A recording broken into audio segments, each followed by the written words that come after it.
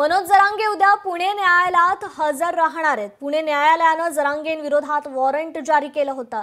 नाट्य निर्मात्याची फसवणूक केल्याप्रकरणी हे वॉरंट जारी केलं होतं।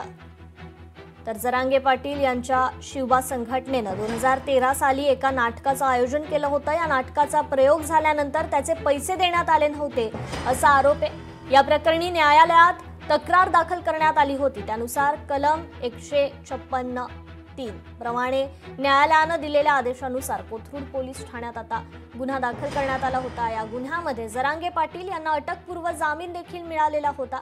याच प्रकरणात त्यांना आता न्यायालयानं हे वॉरंट बजावलं होतं। त्यानंतर ते न्यायालयात हजर झाले। याच प्रकरणाची आता पुढील सुनावणी उद्या होणार आहे।